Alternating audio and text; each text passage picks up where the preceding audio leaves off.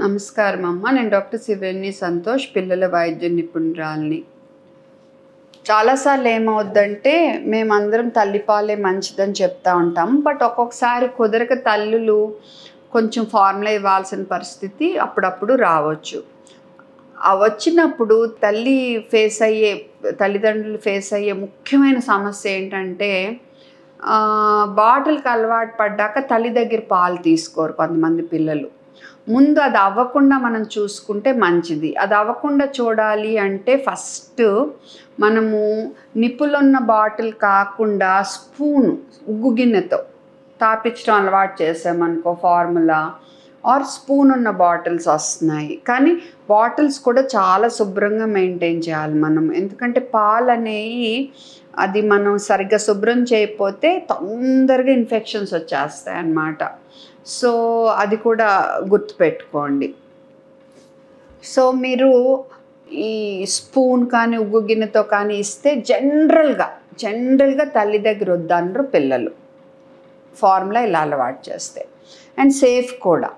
కానీ మీ వల్ల అది కావట్లేదు అనుకో, నిప్పులు న్యాచురల్ ఫ్లో నిప్పుల్స్ అని ఉంటాయి. అంటే తల్లి పాలిస్తే ఏ స్పీడ్లో అయితే పాలు వస్తాయో అందులోంచి కూడా అదే స్పీడ్లో పాలు వస్తాయి.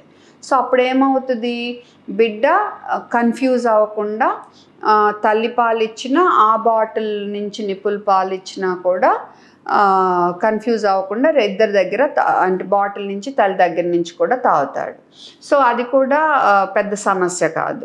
కానీ మూడోది ఏంటి అంటే, ఇప్పుడు మీరు ఆల్రెడీ పెద్ద నిప్పుల్స్ వాడేశారు, ఫ్రీగా పాలు వచ్చేస్తున్నాయి, ఈజీగా వెళ్ళిపోతున్నాయి అంటే కనుక అప్పుడప్పుడు తల్లి దగ్గర పాలు తాగడు. దీన్ని నిప్పుల్ కన్ఫ్యూజన్ అంటాం. తల్లి దగ్గర ఏమో స్లోగా వస్తున్నాయి అండ్ సక్షన్ చేయటం కాదు, తల్లి దగ్గర ఏమో ఇలా తాగుతారు, నాలుగుతో లాగుతారు అన్నమాట పాలు. ఈ బాటిల్ ఏమో ఫ్రీగా గడగడ వచ్చేస్తున్నాయి పాలు. సో ఆటోమేటిక్గా వాళ్ళు అది ప్రిఫర్ చేయటం మొదలు పెడతారు. సో ఆ పాలనే ఇష్టపడతారు. అంటే టేస్ట్ గురించి కాదు, ఈజీగా వస్తున్నాయి అని. సో అప్పుడు పెద్ద సమస్య మొదలవుద్ది. అప్పుడు ఏం చేయాలి అంటే, మీరు నెమ్మదిగా ఆ నిప్పుల సైజు ఒక నెంబర్ తగ్గించుకుని ఆ తర్వాత నెమ్మదిగా స్పూన్కి జెంటిల్గా మారుకుంటా ఉంటే నెమ్మదిగా తల్లి దగ్గర కూడా తాగుతారు.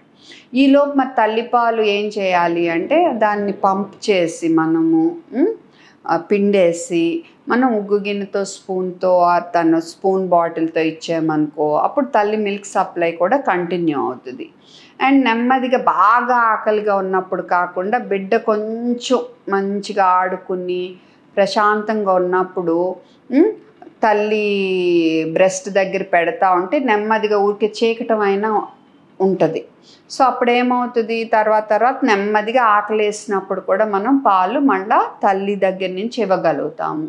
సో నేను చెప్పిన కొన్ని టిప్స్, ఇంతకంటే కూడా మనకు వర్కౌట్ అవ్వలేదనుకో, మనల్ని డైరెక్ట్గా సంప్రదిస్తేనే అప్పుడు 1-on-1 చూసి చెప్పగలుగుతాము.